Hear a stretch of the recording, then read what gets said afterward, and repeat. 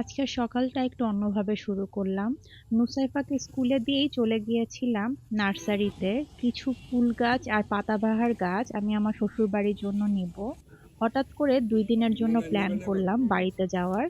আসলে আমার আব্বু-আম্মু আর আমার ভাই এখনো আমার নতুন বাসাটা দেখে নাই। তাই ভাবলাম সবাইকে নিয়ে একটু ঘুরে আসা যাক। তা আমার দেবর অলরেডি অনেকগুলা গাছ কিনে ফেলেছে। তাই আমি গোলাপ গাছটা একটু কম কিনবো।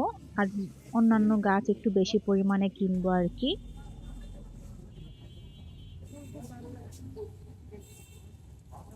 তা নুসাইফাকে স্কুল থেকে নিয়েই আমরা রওনা দিয়ে দিয়েছিলাম। তা আমাদের যাওয়ার পথটা বেশ সুন্দর, স্পেশালি গরিপুরটা পার হলে রাস্তার আশেপাশে ফসলের ক্ষেত আর গাছ আর গাছ। তা দেখতে বেশ ভালোই লাগে। তা বাড়িতে এসেই আমি আগে আমার বারান্দার দরজাটা খুলি আর কি, কারণ এখানে আমার বাইরের প্রকৃতিটা দেখতে বেশ ভালো লাগে। আর এই যে নতুন বেডটা দেখতেছেন, এটা আসলে সোফা কাম বেড বলা যায়। সিঙ্গেল বেডের মতো, বাট আমি সোফার মতো ইউজ করব। তা অনেকদিন বিছানার চাদরটা ছিল, তাই আমি বিছানার চাদরটা এখন চেঞ্জ করে নিব।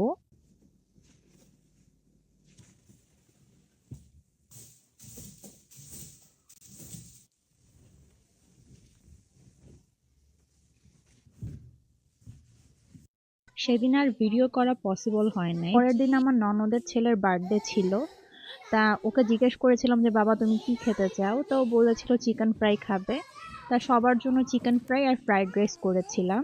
তা এখানে আমি যা যা লাগবে ফ্রাইড রাইস করার জন্য গাজর কুচি, গ্রিন অনিয়ন কুচি আর কিছু ফুলকপি কুচি নিয়ে নিয়েছি। এর ফাঁকে আমার মেয়েরা প্রচুর পরিমাণ গাজর নিয়ে খাচ্ছে আর কি। তা ওদের গাজর খুব ফেভারিট, কারণ ছোটবেলা থেকে ওদেরকে আমি গাজরটা খাওয়াই। আসলে গাজর খাওয়াটা খুব হেলদি একটা বাচ্চাদের জন্য। গ্রিন অনিয়ন এটা খায় না।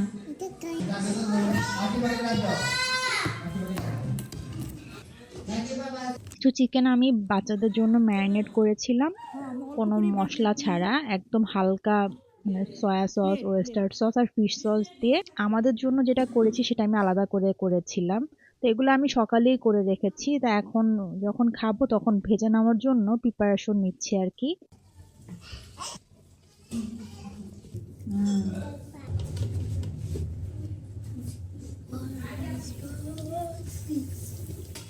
বাচ্চাদের জন্য ফ্রাইড রাইসটা একটু আলাদাভাবে করব।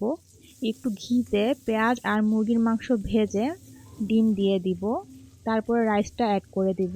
ওদের রাইসে আমি কোনো ভেজিটেবল অ্যাড করব না। ওদের চিকেনটাও প্রায় হয়ে গেছে, তো ওদেরকে আগে খাবারটা দিয়ে দিব।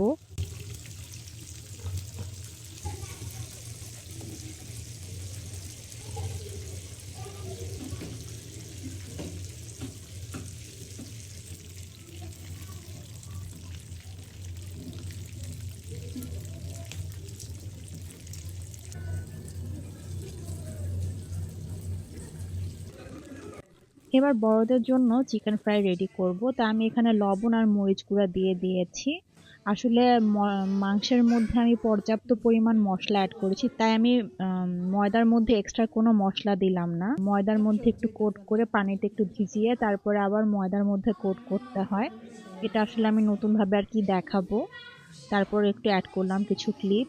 এভাবে আমি সব আগে মাংসগুলো রেডি করে নিব।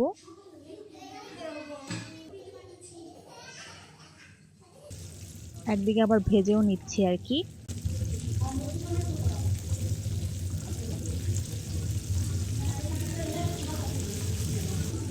এখন আমাদের জন্য ফ্রাইড রাইস রান্না করব একটু ঘি আর সয়াবিন তেল দিয়ে। তা পেঁয়াজ কাঁচামরিচ দিয়ে দিব আমি,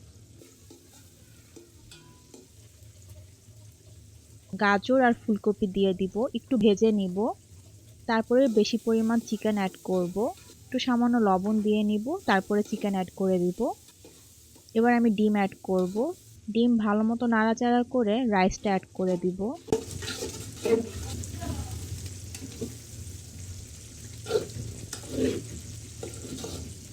শুধু সয়া সস আর টমেটো কেচাপ দিয়ে দিব।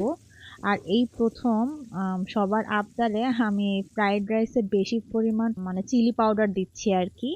আর আমার দেবর এখানে হেল্প করতেছে সবকিছু মিক্স করে দেওয়ার জন্য। তো আমার ননদের ছেলের জন্য দোয়া করবেন, আল্লাহ যাতে ওকে মানুষের মতো মানুষ বানায়। আর আমার হাজব্যান্ড হচ্ছে বেড়ে দেওয়ার জন্য একদম পারফেক্ট। আমি রান্না করলেও বাড়তে পারি না, কাকে কতটুক দিতে হয় সেটা আমার বুঝ নাই।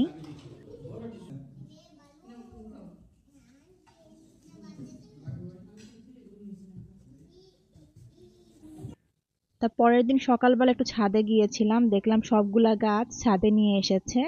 তা আমি আজকে চলে যাব, তা এই জন্য গাছগুলা লাগানো সম্ভব হলো না, দেবই লাগিয়ে নিবে। তো আশা করি আমার আজকের ভিডিওটি আপনাদের ভালো লেগেছে। যারা শেষ পর্যন্ত দেখলেন তাদের অসংখ্য ধন্যবাদ। ইনশাল্লাহ সামনের বৃহস্পতিবার নিয়ে আসবো আপনাদের জন্য নতুন কোনো ভিডিও। সেই পর্যন্ত সবাই ভালো থাকবেন। আল্লাহ হাফেজ।